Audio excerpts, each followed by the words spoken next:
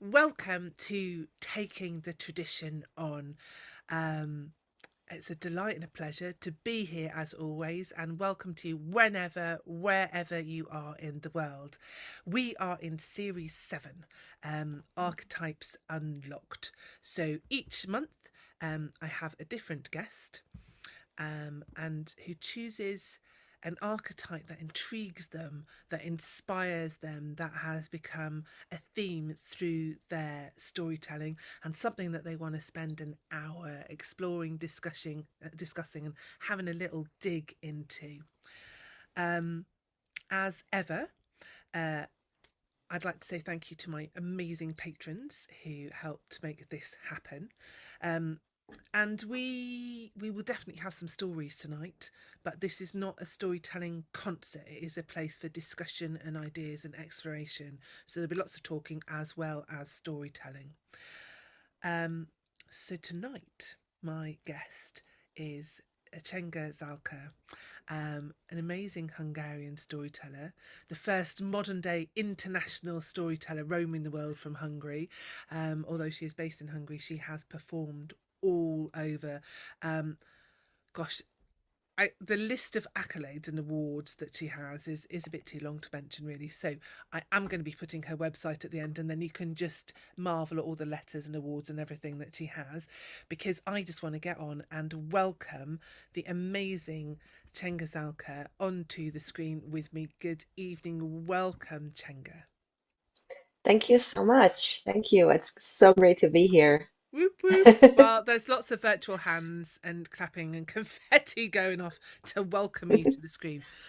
So, you have chosen for your archetype the band of heroes. Not just one person, but a whole band of them, which I think is it's always really exciting for me when people choose their archetypes, because it usually isn't what I would expect.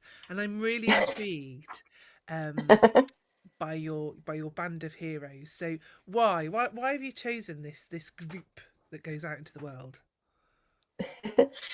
I honestly, there's probably like a psychology PhD somewhere in the fact that I am so drawn to this band of heroes story type. And I know I'm gaming the system with not choosing one archetype, but rather choosing a trope, I guess. Um, But Believe me, taking the tradition on is all about changing the rule. I mean, like, the rules are very flexible in this process. It's our thing. We can make it up. We can do what we like. It's brilliant. Yeah, I'm so glad that this is happening because it has been a topic for me that I love nerding out about, and it's been with me since before I knew about storytelling. Partially because I started playing role-playing games, tabletop role-playing games in my early teens, and I was playing, Dungeons and Dragons and things like that. And that is all about a group of heroes doing things together.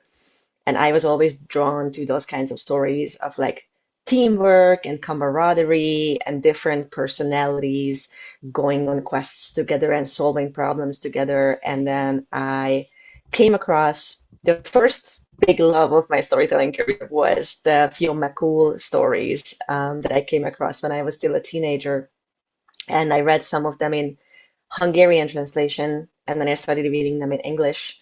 Lady Gregory's Gods and Fighting Men was the big introduction to the Fianna stories, and I just fell in love with that entire group of heroes and the entire storyline and all the legends, and I have been researching them ever since. So that was the first story, but then I found that I was drawn to other similar legend cycles of heroes, and that's where this idea came from, that this is very close to my heart.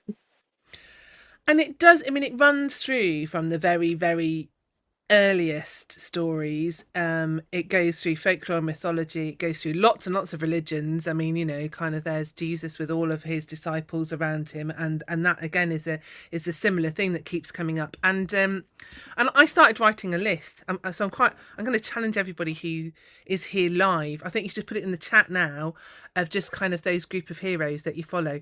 I mean, mine some of mine went a bit slightly Well, they've definitely gone out of folklore. I mean, I've gone right. There's so many of that trope in modern day pop culture, and I think it is Oh something that yeah. really fires everybody's imagination. And I think it doesn't matter who you are. There's always at least one character that you can really identify with, and and that changes as you go through your life. The character within that group, I think, changes as you change within yourself. Um, and I mean, I one of the first stories I really loved when I found all the flying ship stories, and so Oh that you yeah. have the band of hero where it's just really accentuated and a bit crazy, kind of everybody has really weird skills. Like everybody's got their one thing that they can do better than anybody else, and and there's so many versions of that. I mean, whether it's they can fart a piece of corn through the eye of a needle, or they can they've got one massive foot that they can use as a treadle, or they can drink an ocean, and really random things. But at some point, that is the only thing that can save the day, and it doesn't matter how weird, what a nerd you are, how bizarre you look. That thing that is weird about you is going to be the thing that saves the world at some point, and I love that. Yeah, that is one of my favorite things about it too. And talking about pop culture, I read a lot of the X-Men comics. Like that's also comes from my teenage years, and that's what the X-Men does a lot. You have these weirdest powers that people make fun of, and then at one point there's gonna be a story when that power is what saves the day. And I just adore those when like the weirdest looking thing is what becomes, useful and helpful. So yeah, that happens in folklore a lot as well. So we've got Jason Bourne. Yeah, Erin's there on the pop culture with me. Am I loud enough, by the way, people? I've turned myself up a bit. Am I about the same level as Chenga now? Simon, I would have been disappointed if you hadn't put the round table on there. Cecilia's saying the Argonauts. Yeah, I mean, one of my first was the Fianna, and I grew up kind of with stories of the Fianna with Simon. Actually, I mean, we used to do a lot of stories together. And obviously King Arthur, Asterix, um, Buffy the Vampire Slayer was my main one. I mean, that was the one that I really grew up with as a band of heroes. Buffy the Vampire Slayer. I mean, there's so many. Um, Oh yeah. we've got the Indomitable Ghouls. I don't know Danny Ocean and his sister. Sorry, Aaron, but Robin Mm. Hood and the Merry Men. Oh yeah.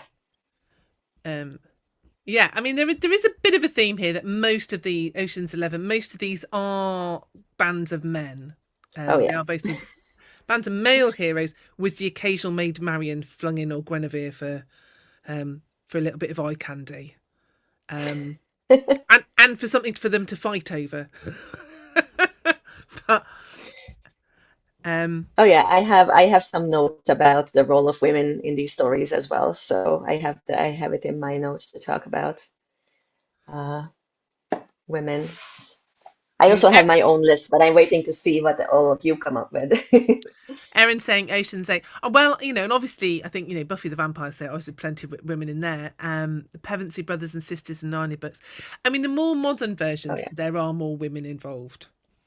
yeah, Absolutely. But in folklore, um, it does tend to be men. And, well, we might have a bit more of a conversation about that. Because I think there are various reasons for that we can maybe delve into. Um, But you're also talking about Fianna and things, and I know that they do tend to sort of within the whole of the archetype of the band of heroes, there do tend to be specific archetypes that you get, and I know that you want to talk a bit about that, and maybe delve into those different roles.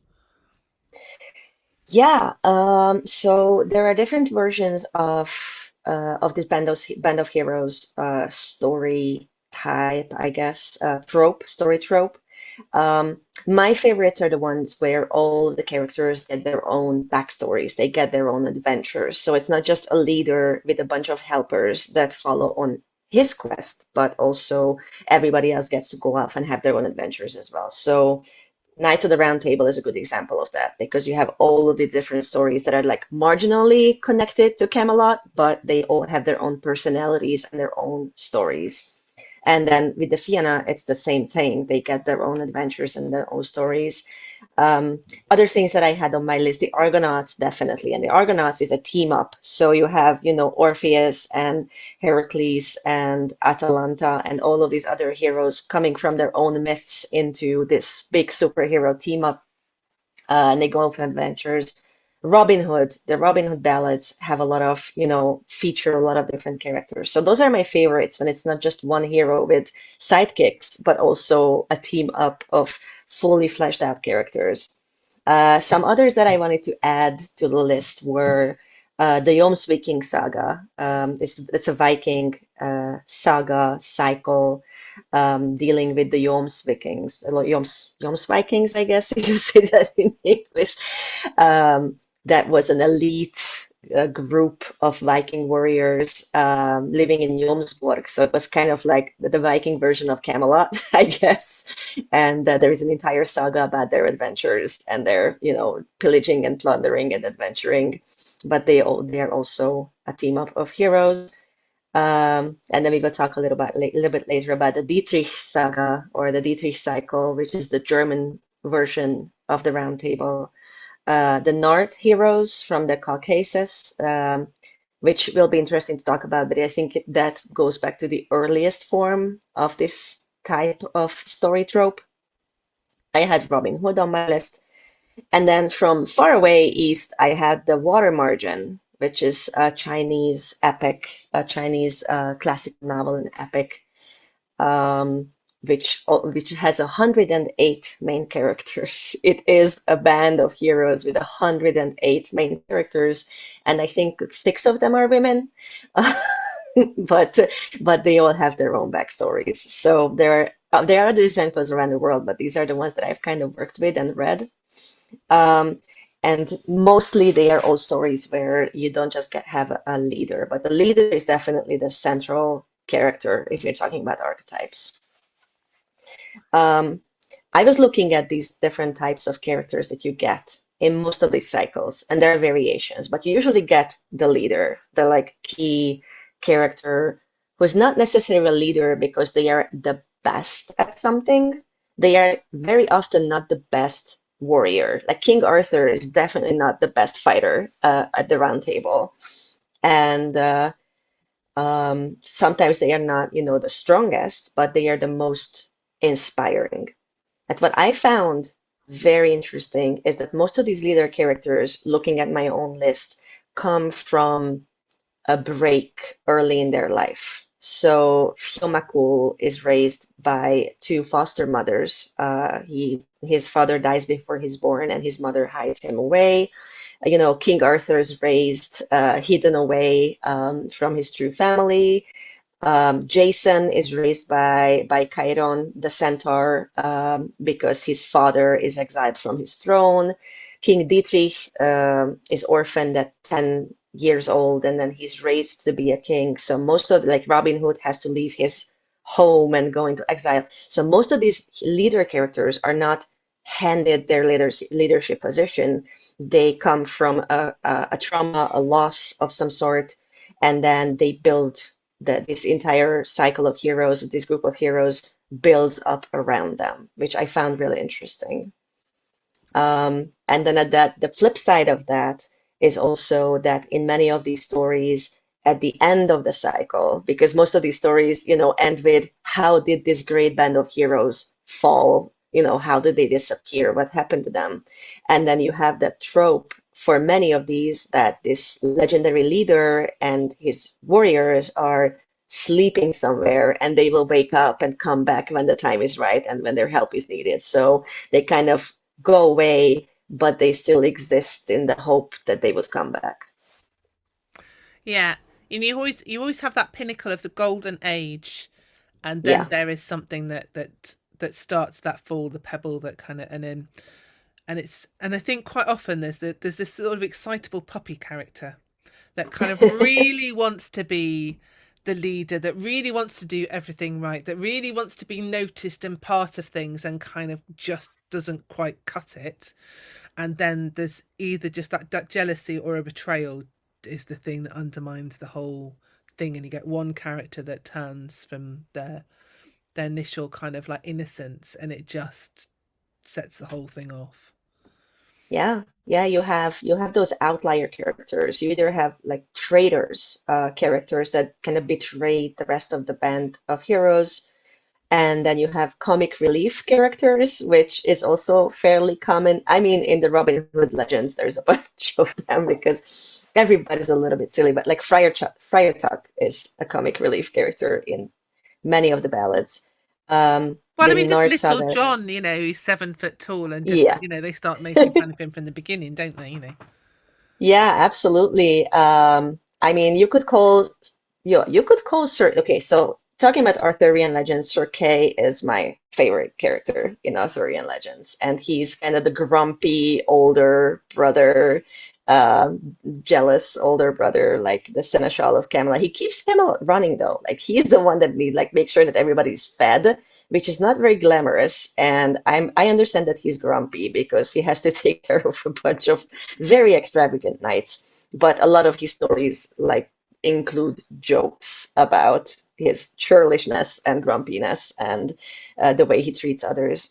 The Norse sagas also have their own trickster character who is often actually bullied by the heroes and then takes revenge on them in various ways.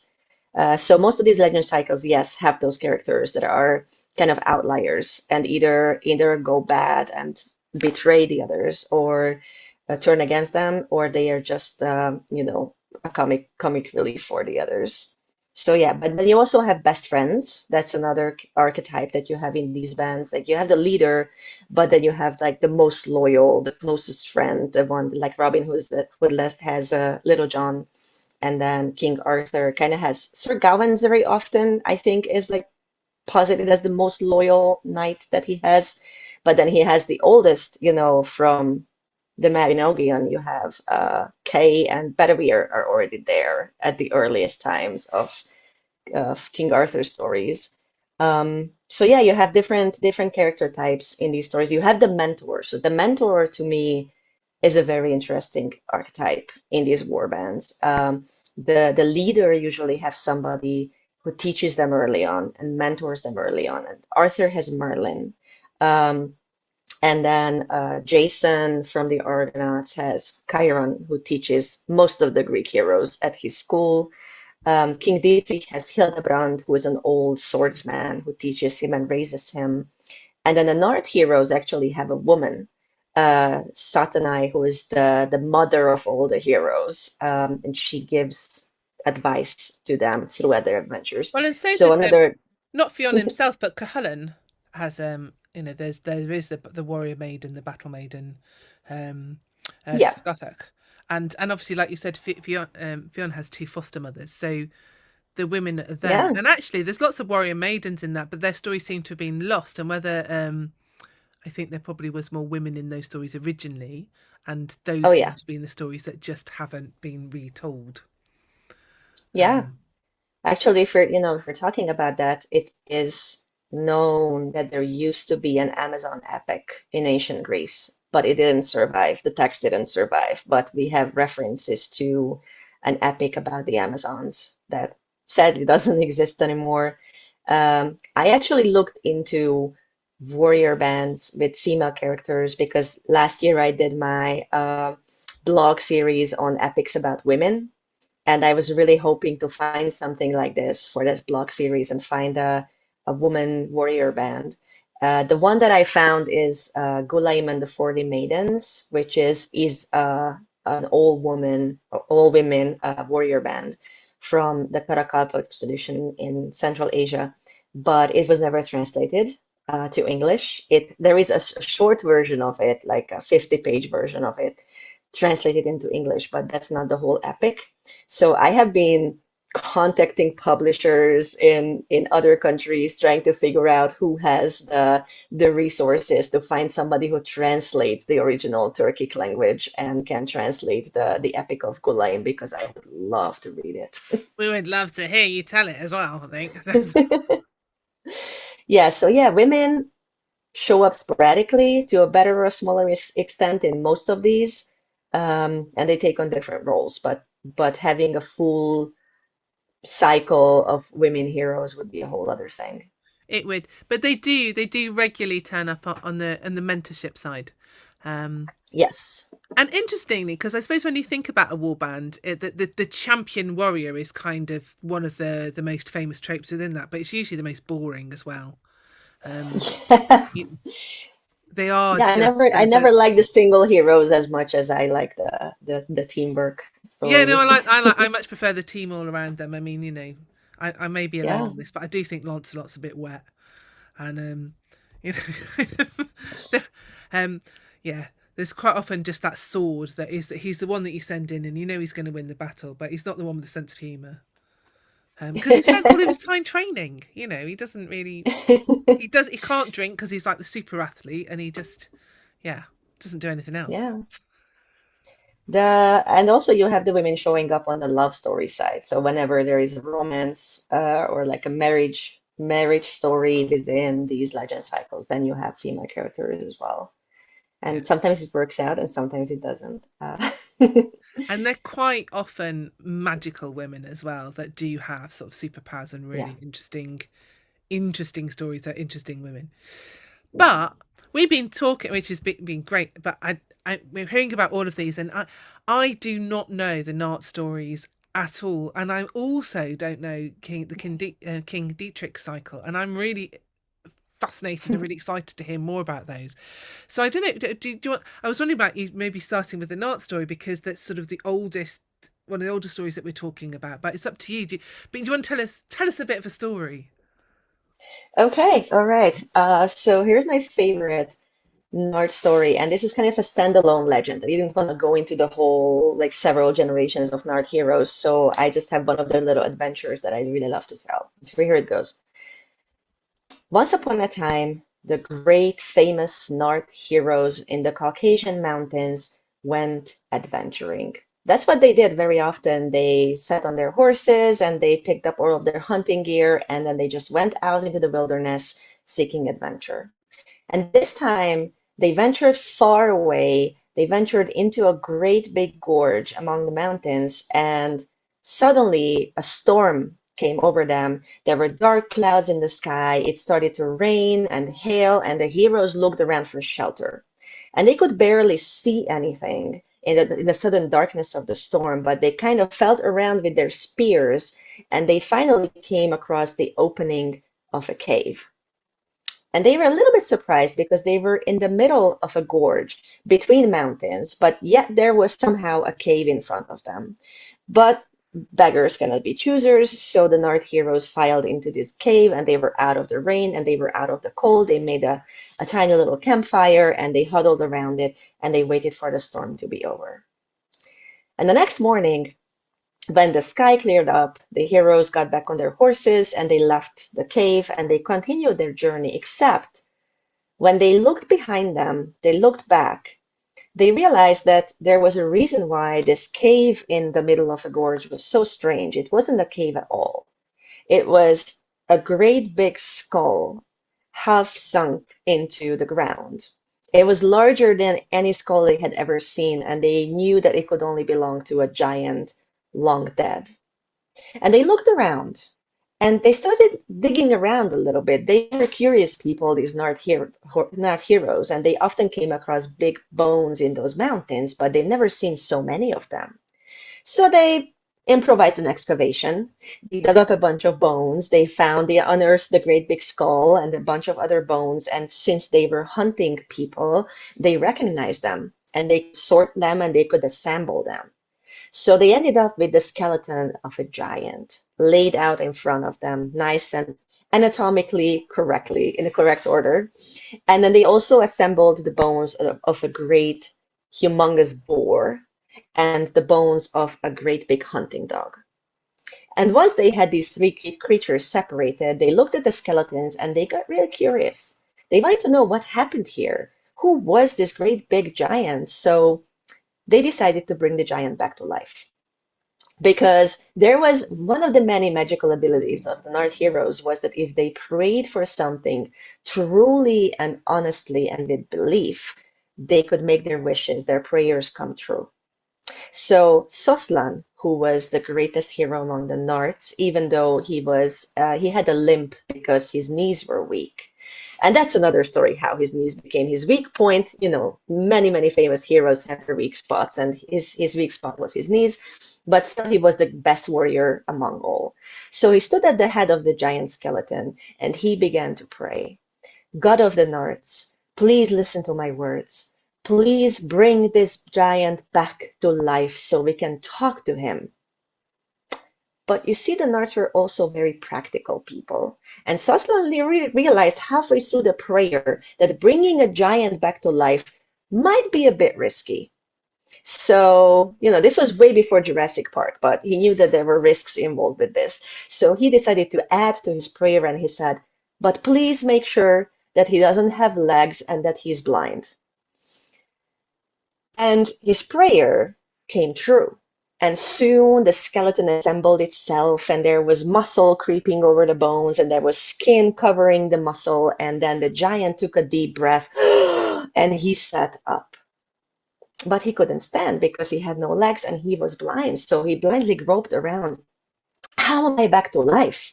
What happened? Who spoke to me? And Soslan said, I am over here. I am Soslan, hero of the North. Oh, the North. I heard prophecies about them. I heard prophecies that once the time of us, the giants, the Wadmere, is long gone, there would be another great nation of heroes, the Nords, and they already told stories about these future heroes. There was Soslan and Urismag and Hamitz and Sirdon. Are you those heroes? Yes, yes, we are. Oh, let me shake your hand. I've always wished to meet these famous heroes of the future. So Soslan shook the giant's hand, and his great strong hand was tiny in comparison. And the giant said, you're small. You you feel kind of puny. Are you sure that you are the famous hero, Soslan? Yes, yes, I'm very sure I am. What do you eat that you didn't grow bigger than this? Well, we hunt and we eat the meat of the animals that we hunt, and then we drink wine, and then we drink water from the springs. Oh, that explains it. Why? What did you eat when you were alive? Well, my generation of giants used to drink the life of the earth. What is that? And the giants, to show, he sank his hand into the earth and then took up a great big handful and squeezed it. And green liquid, thick liquid, dripped from his fist. And then Soslan tasted it. And the moment he tasted it, he felt 10 times stronger. And all of his hunger and thirst went away. And the giant said, now you know. All right, but now that you're alive again, please tell us what happened to you. Why are your bones scattered here in this gorge? Oh, I was on a hunt with my dog and my spear, and we came across this great giant boar that I wanted to defeat. But when I stabbed the boar, it went wild and it didn't die right away, and it managed to gore me. So we all perished here in the gorge, the boar and my dog and me as well, and our bones have been mixed ever since. Must have been a very strong giant when you were alive. Tell me, what did giants usually do when they were not hunting? Oh, we played games. And the giant lifted up a great big boulder and he said, catch. And Soslan was a hero, but he was also a very practical person, so he jumped out of the way. And the boulder slammed into the ground next to him. And then Soslan said, oh, this is a fun game, but maybe we should play something else. And he was very glad that the giant was blind. So the giant played at throwing trees and rocks at the heroes for a while, and they kept jumping out of the way. And eventually they decided that now they've learned everything they wanted to learn. So Soslan prayed again, please, God of the North, listen to my prayer. Put this giant back into the ground. And the giant lay down, and the skin and the muscles disappeared from his bones, and the bones sank into the ground again. And the North heroes traveled on to other adventures, and then they eventually returned home and told the story of how they encountered the giant.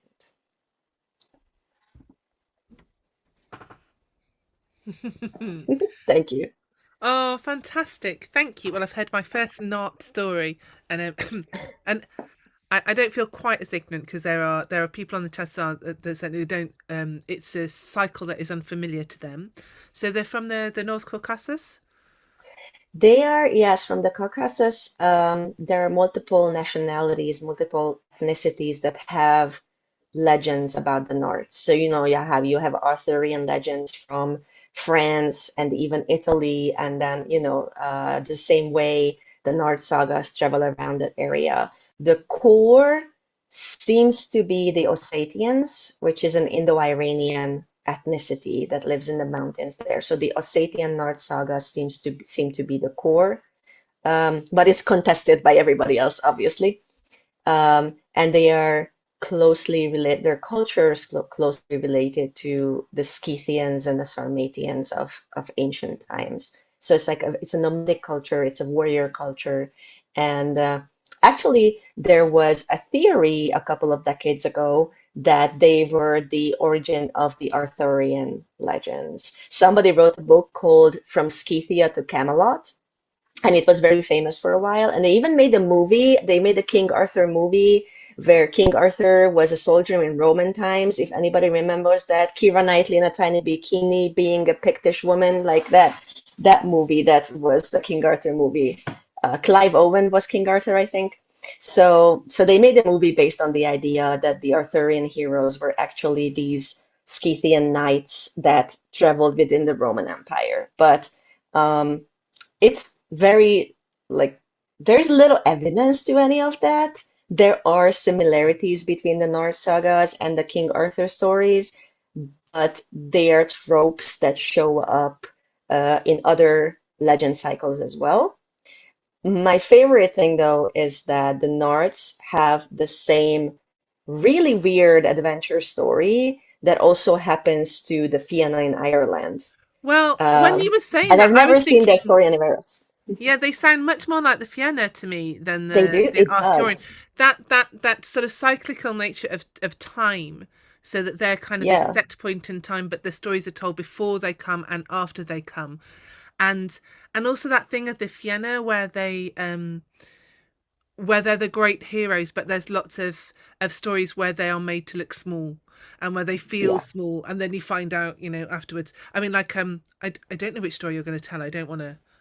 I don't know if the one that you've put into my head is the one that you're about to tell. So, which is the story that you were thinking that you've never heard So anywhere I else? was really, the first time I encountered the Norse sagas, I was really fascinated because one of my favorite Fianna legends is, I know it titled as The Hostel of the Quickened Trees. It's the story. I heard Candlelit Tales perform it once, and that was amazing. But it's the story where the warriors of Athena get stuck to the benches. They get trapped in this magic house, and they can't get up because the magic sticks them to the benches where they are sitting, and then their friends have to come and undo the magic and rescue them. And the same story exists in the Norse sagas as well. And I've never encountered this story type between these 2 points, which is really fascinating to me. But the Nords have the same story of the Nord heroes being stuck to the benches in the giant's house. And then Sirdon, who is the kind of the bullied trickster figure in the North cycle, is the one that ends up rescuing all of them. So it's really fun to have such a similar and really weird magical adventure from, Ireland and then from the Caucasus. I don't know that story from either of them, but I'm going to go and research it now. It sounds great. Yeah, it's really fun. I told both versions. I've told both versions, and they are both really fun to tell. But they are long stories. And they both very much live on the edge of myth. I mean, they go out on their adventures and they are walking from our time into other times, and from our land into the other land, other worlds, and backwards and forwards, and they're right on that kind of line between all the time. um where they Yeah, just, which is, and they are, sorry. I'm just going to say, which kind of explains them being in that cyclical time as well, because they're stepping in and out of time as well as place. So Yeah, and they are very attached to landscape. mm, So, the Fianna stories you can place on the map, and there are places named after these adventures. The same way you can go to Iceland and they can point out the places where the sagas happened in Iceland. And the Nords have the same kind of reputation in the Caucasian mountains, down to the fact that there are a lot of fossils eroded out of the mountains in the Caucasus. So this story of excavating the bones of a giant animals and a giant person and then assembling them, it speaks to my archaeologist heart. Yeah, so they are connected to the landscape in that they exist in this mountainous region with the giant bones and the larger than life perspectives. I love it. I'm so excited to find these all, yeah, this whole new treasure trove of stories that I'm just going to really enjoy exploring. Just can't They wait are actually. amazing. There is very good English translations. There are two volumes, both done by John Colarosso. I'm gonna make a bibliography for this presentation after, and I will send it to everybody. So I send it to you, and you can attach it to the recording. But yeah, there are very good English translations with lots of notes for all of the Nard legend cycles. So it's a really fun read. Yeah, don't panic because there will be lots of notes. Maybe if you want references, there will be. I will put it into the discussion on the Facebook event, but it will also be when I put the video up. I'll put it in the description underneath the video so that you can find all of the notes there. They'll be really easy and really handy. Don't go running for a pen now. It's fine. Yeah, so I love those connections across cultures and across time. And yes, if people like the Fianna and King Arthur, they will definitely like the Nards as well. Well, and if they like the Knots and King Arthur, it sounds like they're going to like King Dietrich, which you've also introduced me to, that I'm desperate to find out more about. And King Dietrich again, I think he is this. Once again, he's got the trauma. He's born in trauma. He's had the trauma before his leadership, and he's gathered these amazing people around him. But again, I think like the Fianna and like the Nats, it sounds like he's on that edge between history and myth, and he's told as if it's true, but then there's also kind of all of these places where he just wanders into the other world and encounters magical beings that then become woven into the history. And so can you tell us more about him? Yeah, okay. So King Dietrich is the central figure of a German legend cycle, very similar to the Arthurian legends. It's kind of a meeting point in the middle of Europe for all of these other legend cycles, which is fascinating to me. King Dietrich of Bern is what he's called, and he is kind of the mythologized version of King Theodoric the Great, and Bern is Verona. So it's like a kind of a magical version of history, of early medieval history. And the stories are very similar to Arthurian legends, so there are knights and heroes, but it's closer to how people now imagine these medieval adventures. So there are more dragons, more giants, more wizards, and more magic in them, and really fun, humorous things as well. But what I love about the cycle is that basically the Dietrich cycle kind of connects other stories around Europe. So he encounters King Arthur at one point.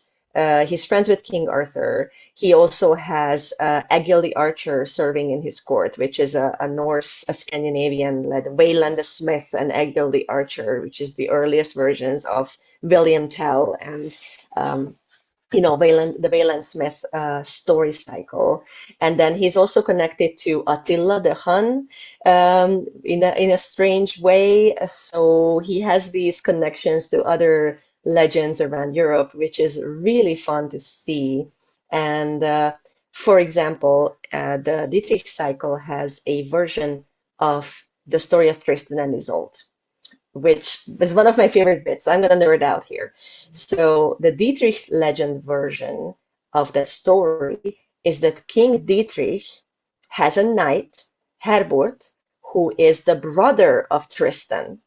And King Dietrich sends Herbert to King Arthur's court to bring King Arthur's daughter, Hild, to King Dietrich as a bride. And so there is this young, handsome brother to Tristan goes to King Arthur's court, of course, meets the princess, of course, they fall in love, of course, the same thing happens. He's supposed to escort her back to the king to marry, and then they decide to elope together and they run away. And then both King Arthur and King Dietrich are chasing them across Europe, trying to catch them and bring them back. King Dietrich can breathe fire, by the way. That's his special power. That's his like supernatural power. When he gets really angry, he breathes fire. So you really don't want to piss him off. So these two famous kings are chasing these lovers. And then these lovers at one point decide that, well, she's supposed to technically marry King Dietrich, but he can't really marry her if she's not untouched anymore. So they just go into the bushes for a little while and they take care of that. And after that, the two kings find them and they just go, well, too late, have fun. And they walk away. And I love that they chased them that far and hadn't considered that would be a possibility. I know, and they just get away on a technicality. That's it. Like there is no big tragedy and romance at the end. They just like, they had it on a technicality and then they live happily ever after. No reprisals. It's fine. No, it's fine. It's fine. It's a really cute love story though, because they kind of get to know each other with the knight drawing a portrait of the princess, and it's a really lovely story, and it has a much more sensible ending. Definitely. So yeah, yeah. So the Dietrich cycle has more of this like humorous elements to it. So I wonder, because obviously you are kind of, and you've sort of said, oh, you're kind of the first international, well, certainly first modern international storyteller from Hungary. And you're introduced me to lots of stories and story cycles that I don't really know. But I mean, what were the stories that inspired you in Hungary? Do you have any of the bands of hero stories in Hungary, or are they kind of been imported from other places? And does King Dietrich kind of expand into Hungary, or I really don't know. So Dietrich, yes, a little bit through the legends of Attila. So in Hungary, Attila is kind of our version of King Arthur, which is really fun. The first time I really traveled abroad and found out that everybody else, Attila the Hun, is like the stereotypical feral tyrant king, and to us he's the legendary big king that conquered half the world, and we have all of these stories about him and how he died and where he's buried. And so in Hungarian folklore, Attila is kind of an ancestral king to us rather than a barbarian. It was very funny to find out the first time that he's seen very differently abroad. But yes, so he has his own legend cycle. Not really a band of heroes, but some memorable characters, and Dietrich is one of them. Um, and then we have King Mátyás, who is a historical, like a real 15th century king that we had, but he also has a whole lot of legends attached and memorable characters, warriors and advisors around him, and his jester is very famous, so he does kind of have that band of heroes situation in Hungarian folklore. I know that it's not our topic, so I'm not going to go there very much. But I now want you to tell us lots of Attila the Hun stories. I want to hear that other side of things. But maybe that's another program, another TTTO. Another time, yeah. Because absolutely, yeah, it is the same with Genghis Khan. And I was just thinking, we could have a whole night of Genghis Khan and Attila the Hun stories told from the other point of view, which I think would be great. So I need Yeah, to find a Mongolian storyteller who knows all the Genghis Khan stories and put you together. I think that'd be a fantastic evening. that would be Um, amazing. I loved it.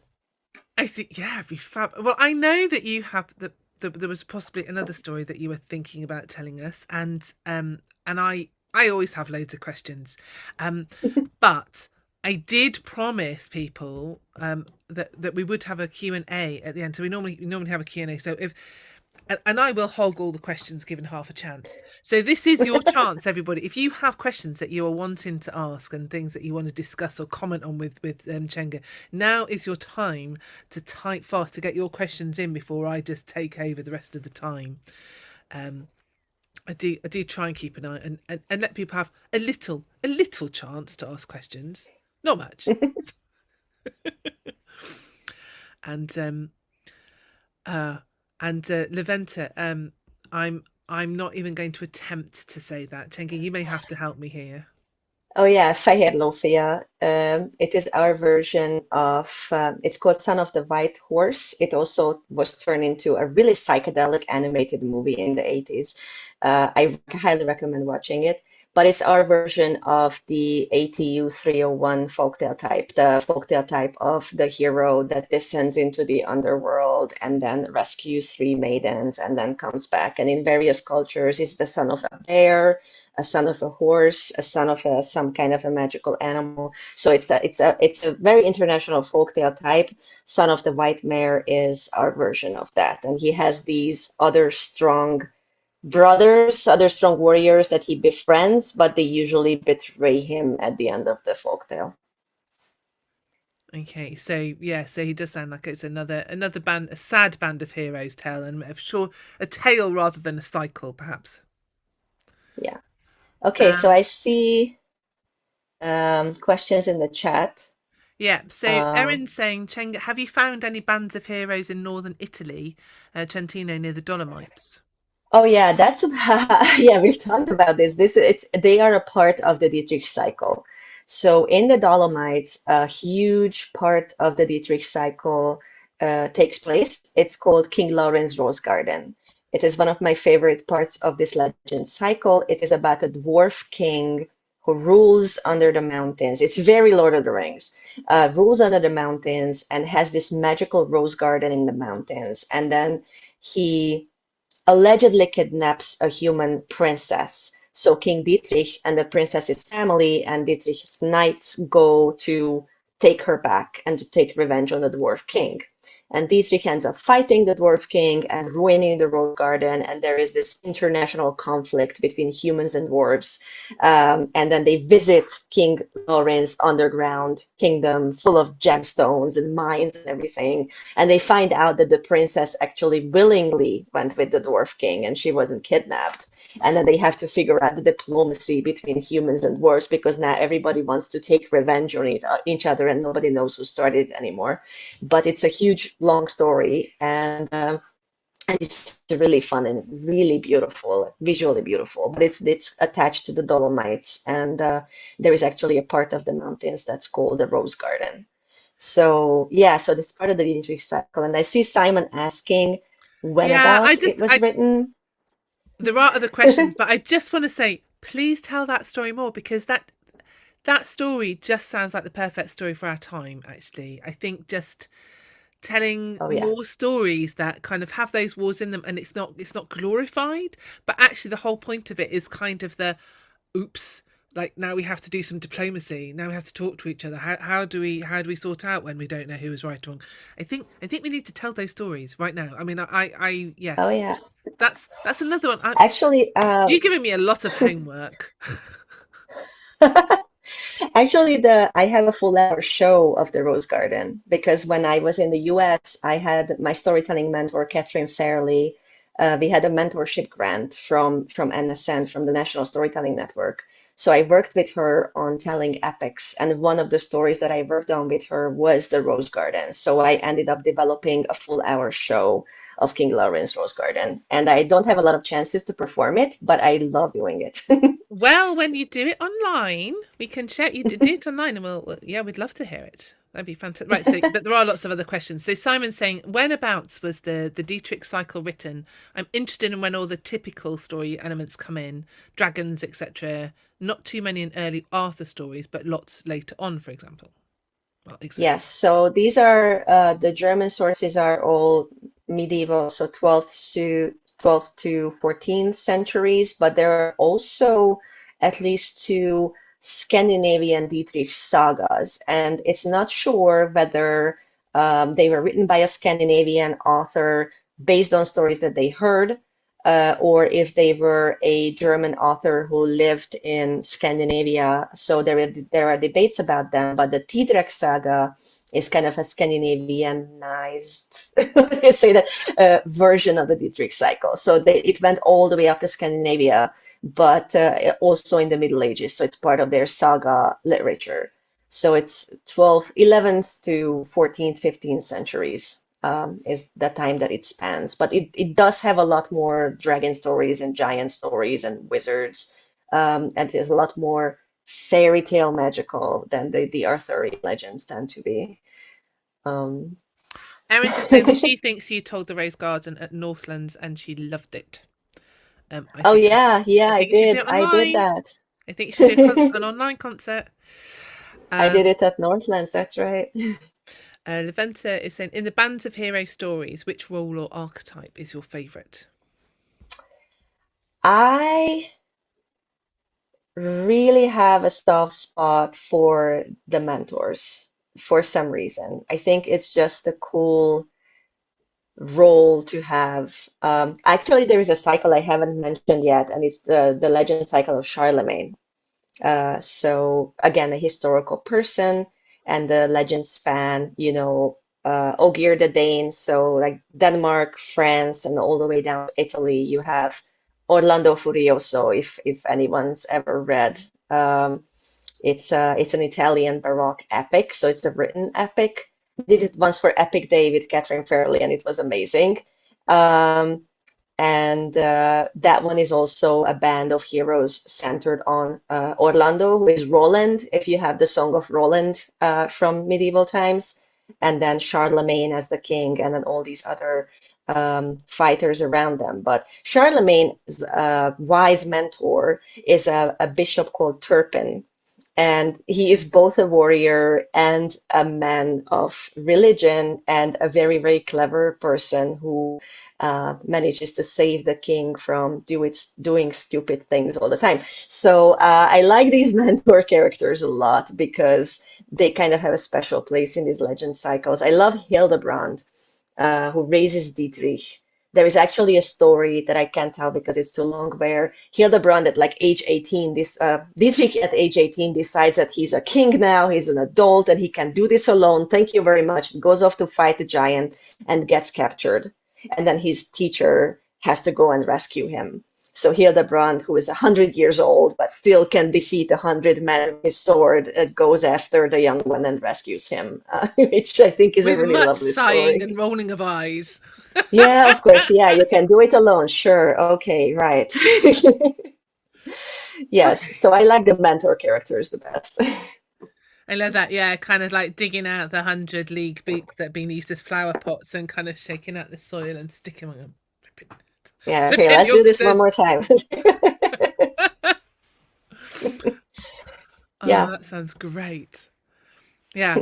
And then I haven't really talked about the female characters, but also in Orlando Furioso, also in this legend cycle, they actually have more than one female knight. So they have Bradamante, who's a woman knight, and then they have Marfisa, who is a Muslim woman knight throughout these stories, and they are also fascinating characters. So Orlando Furioso is much recommended. It's really fun. And Bradamantine's got I mean, she's quite a significant character. She has lots of her own Yeah. adventures.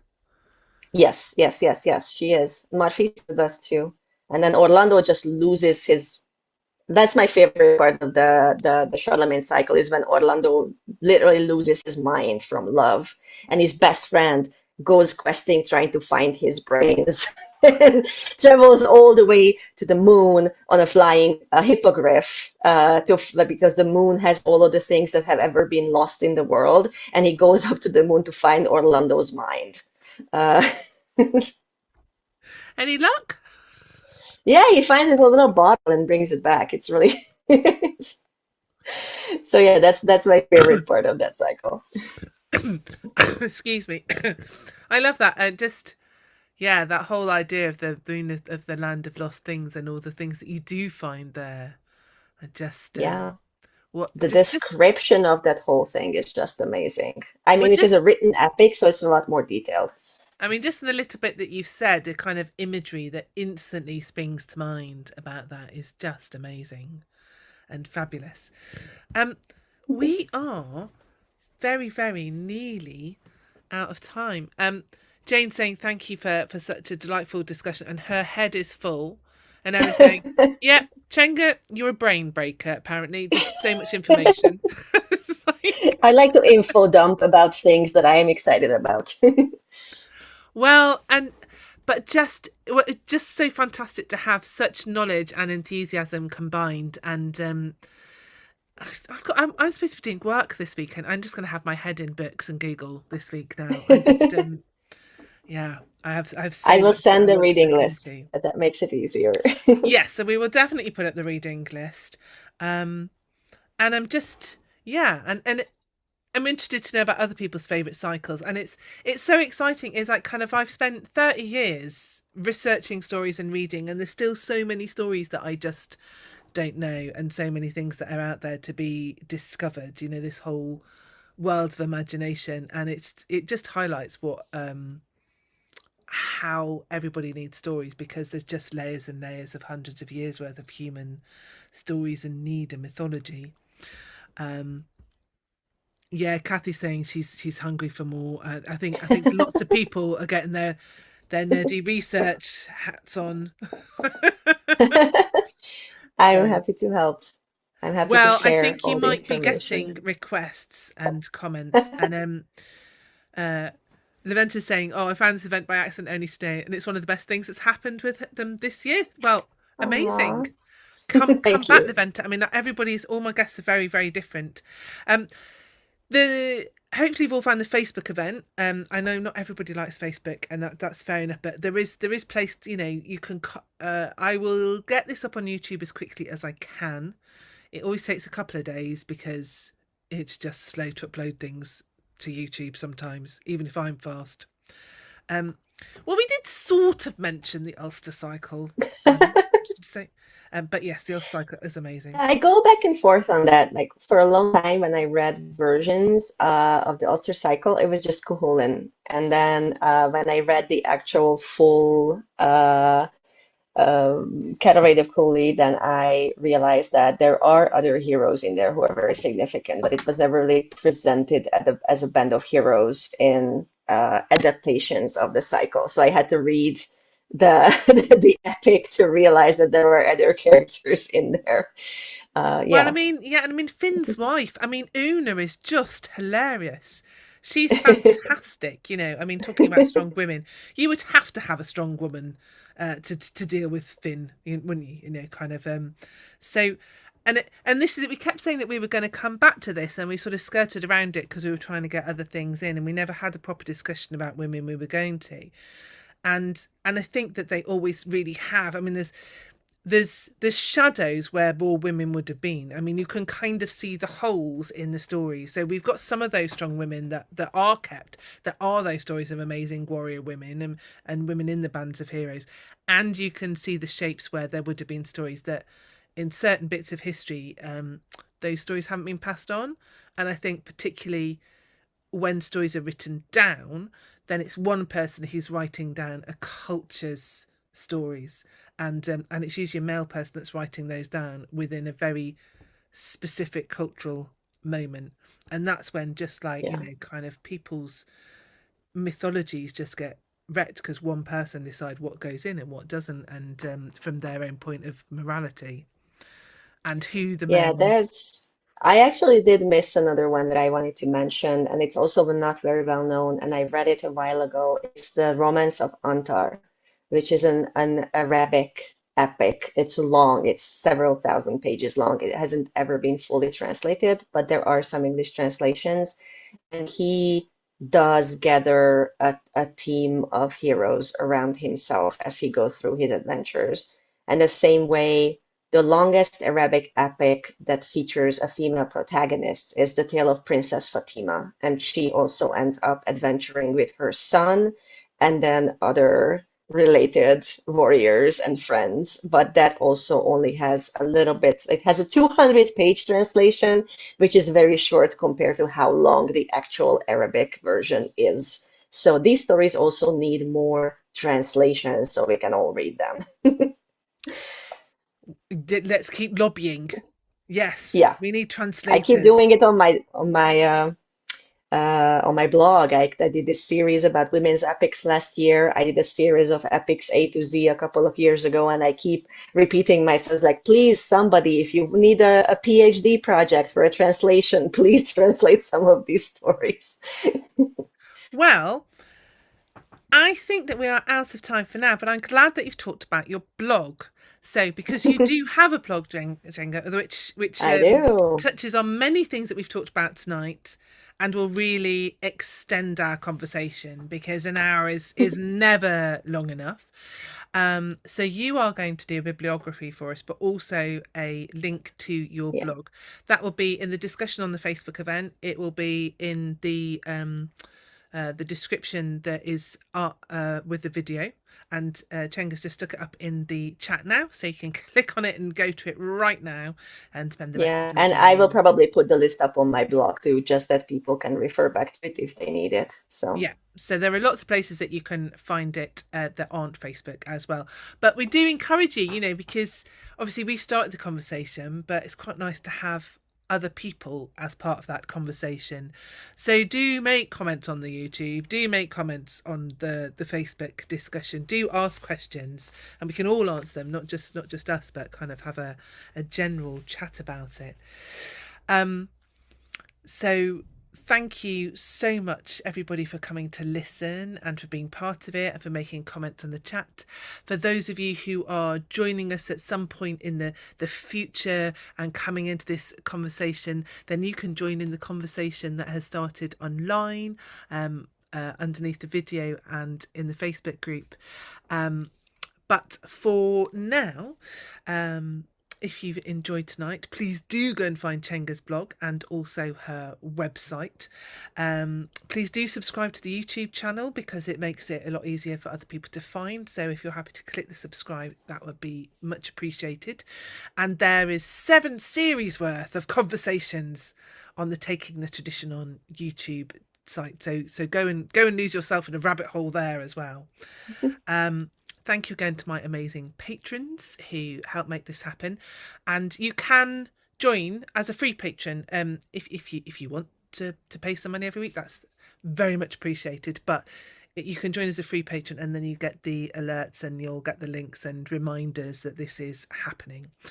And Taking the Tradition on will be back on Tuesday the 14th of April. That is the next event. But for now, good morning, good afternoon, good evening, whenever and wherever you are in the world. And thank you very, very much to my amazing guest, Csenge thank you. Zalka, Thank you so much. and to all of you for helping us to take the tradition on.